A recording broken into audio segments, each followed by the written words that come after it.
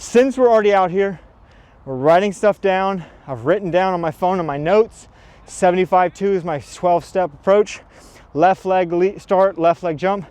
Now I get some short approaches. To me, short approach is anything less than your full approach. But in reality, we want shorter approaches, rough estimates to take maybe 4 steps, 6 steps, 10 steps, so that we're not running full speed.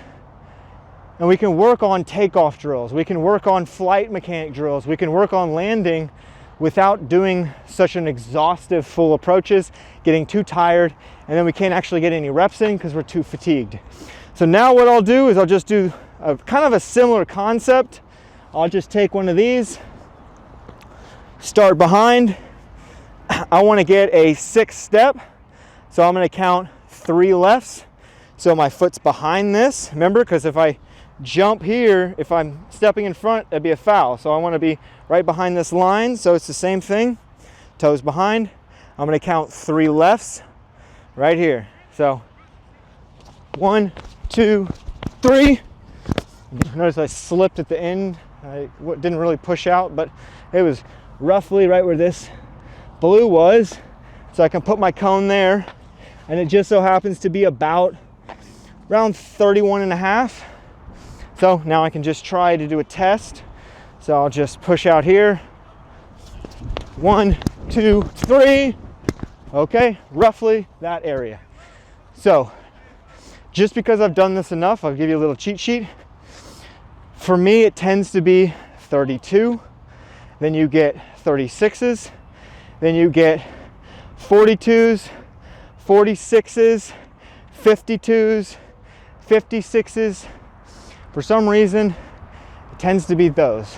Some athletes, it could be the 52s, some athletes the 56, or somewhere in between those. But it tends to be on those 10 feet increments.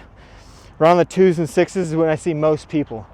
So actually I was coaching 5 and 6-year-olds.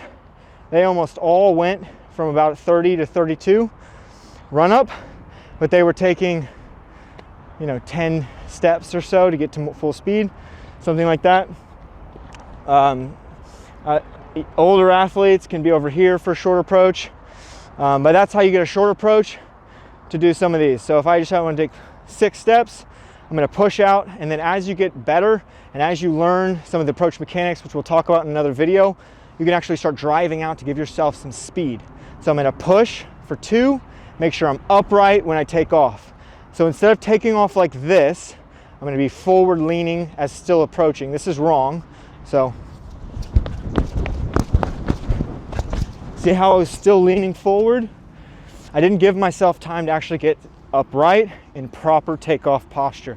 So now, because I'm counting, I can just say, okay, 2 lefts, make sure I'm upright. So here, drive for 2, make sure I'm upright. 1, 2.